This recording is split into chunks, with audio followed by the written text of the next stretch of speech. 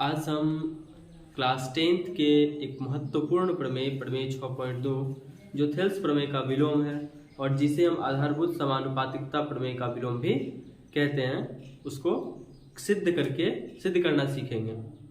तो ये प्रमेय 6.2 ये कहता क्या है, इसका कथन क्या है? ये कहता है कि यदि कोई एक रेखा जो अलग हो, उस त्रिभुज का ना हो, वो क्या होगा, किसी त्रिभुज के दो भुजाओं को एक ही अनुपात में विभाजित करेगा। ठीक है, कैसे? एक त्रिभुज बनाते हैं,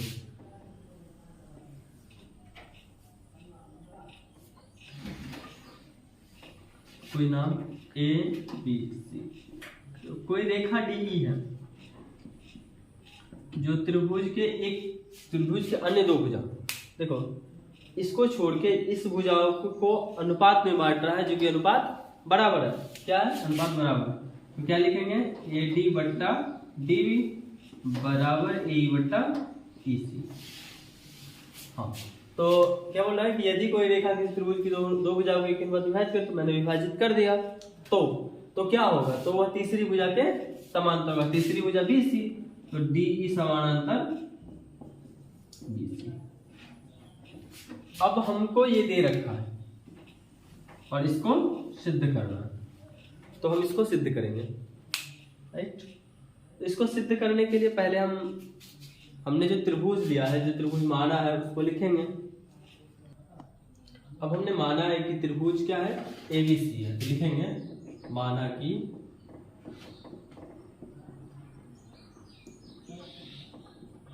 एबीसी एक त्रिभुज है।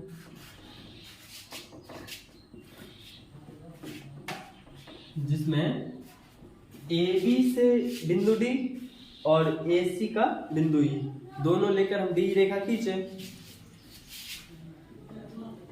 ए बी से डी तथा ए सी से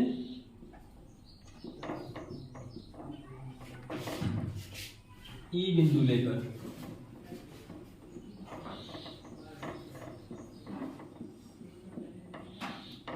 एक डीई रेखा खींचा।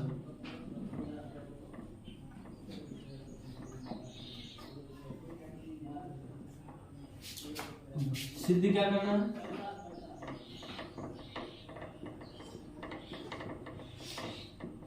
अच्छा, प्रमेय के हिसाब से, प्रमेय जो बोल रहा है उसके हिसाब से दिया भी तो है। क्या दिया है? दिया है कि जहां ए डी बट्टा डी बी बराबर ए बट्टा ई सी। प्रमेय बोल रहा है क्या कि भुजा का अनुपात बराबर होगा। तो भुजा का अनुपात बराबर होगा, तो भुजा तो ये है, डी किसको कर रहा है? ए बी और ए सी दोनों को समद्विभाजित कर रहा है। तो इसमें क्या होगा? समद्विभाजित अनुपात में बराबर कर रहा है, बराबर अनुपात में बांट रहा है। तो ए डी बट्टा डी बी बराबर ए बट्टा ई सी होगा कब? जब ये थेल्स प्रमेय क्या बोलता है कि यदि एक रेखा, थेल्स प्रमेय यदि किसी त्रिभुज में एक भुजा के समांतर अन्य दो भुजाओं को भिन्न भिन्न बिंदुओं पर प्रतिच्छेद करने के लिए एक रेखा खींची जाए, तो ये अन्य दो भुजाओं को एक ही अनुपात में विभाजित करता है। और इसका विपरीत ये बोल रहा है कि यदि कोई रेखा किसी त्रिभुज की एक भुजा को एक ही अनुपात में विभाजित करे, तो वह तीसरी भुजा के समांतर होता है। तो अभी हमको समांतर सिद्ध करना है। इसके लिए हम रचना सिद्ध करना क्या है? सिद्ध करना समांतर। तो समांतर किसके होगा? डी समानांतर बी सी। अब रचना करेंगे हम। रचना वही सेम टू सेम जो हमने थेल्स प्रमेय में किया था। क्या करेंगे? बी को ई से मिला देंगे, डी को सी को डी से मिला देंगे, डी से ए सी पर एक लंब लेंगे और ई से ए बी पर एक लंब लेंगे, एम और एन। क्या लिखना है? लिखना है कि बी तथा सी को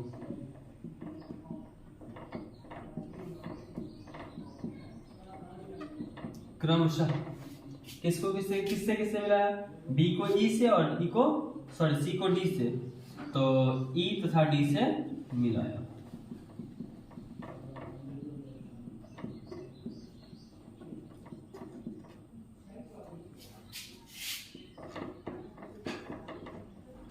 अब हम आते हैं इसके परिमाण में। इसमें क्या करेंगे?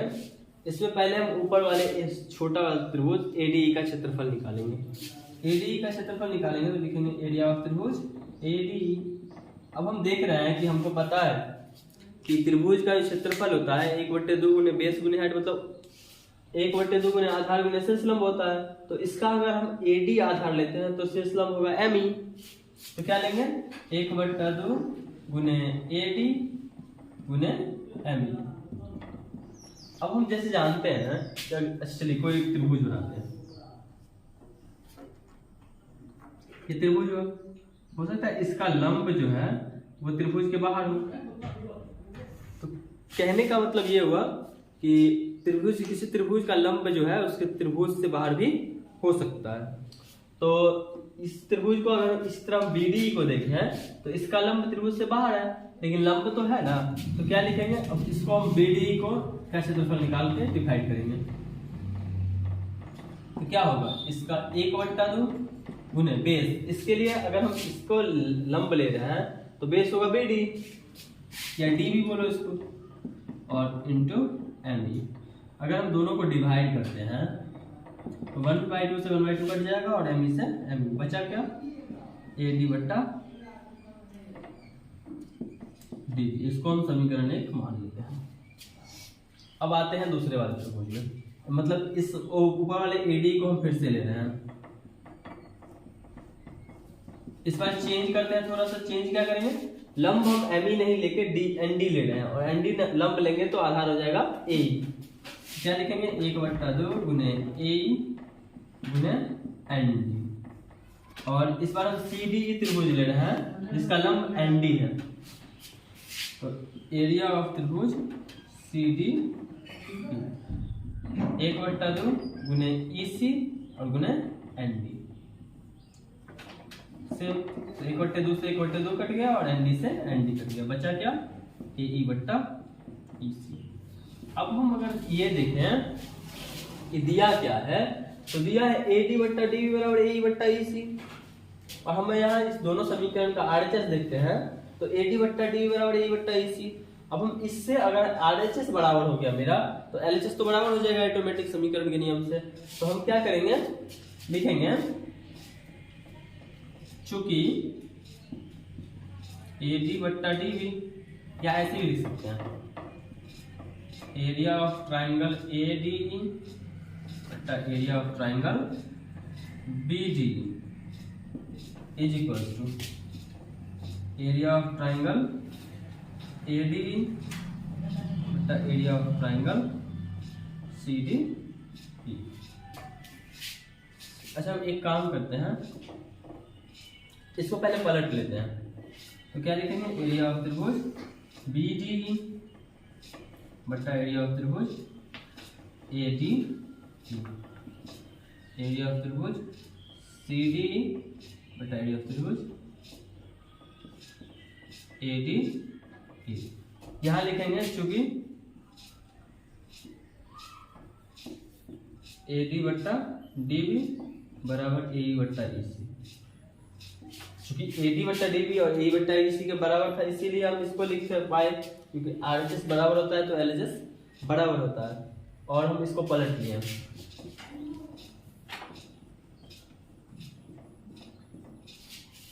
ठीक, आगे क्या है, ये भाग में हम उसको बराबर को उस साइड ले जाएंगे तो गुना में जाएगा, और गुना में जाके ये दोनों क्या होगा, कट जाएगा, तो इसको काट लेंगे, तो बचा क्या एरिया ऑफ त्रिभुज BDE बराबर एरिया ऑफ त्रिभुज CDE। देखो चूंकि BDE और CDE एक ही आधार DE पर बना हुआ है और दो समांतर रेखाओं के बीच स्थित है, तो जब एक ही आधार पे दो समांतर रेखाओं के बीच स्थित हो और उसका क्षेत्रफल भी बराबर हो तो उसकी भुजाएं जो हो वो बराबर होगी, तो BD बराबर EC हो जाएगी। तो क्या लिखेंगे, चूंकि त्रिभुज BDE तथा त्रिभुज CDE एक ही आधार पर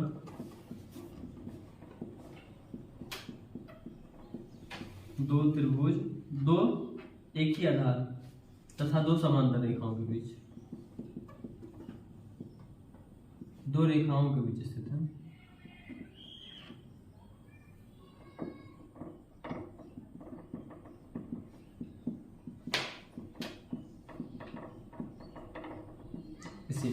इसीलिए हम लिख सकते हैं कि BD बराबर EC।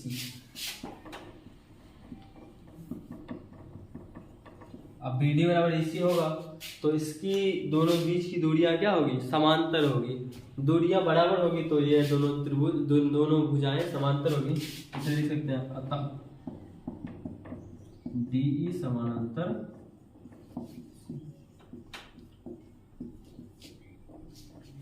तो आज हमने प्रमेय 6.2 के विलोम को पढ़ा, लेकिन इसका एक और तरीका है जो हम लोग सभी बोर्ड्स एग्जाम में करते आए हैं, एक ये और एक दूसरा वाला तरीका, वो नेक्स्ट वीडियो में हम आपको बताएंगे।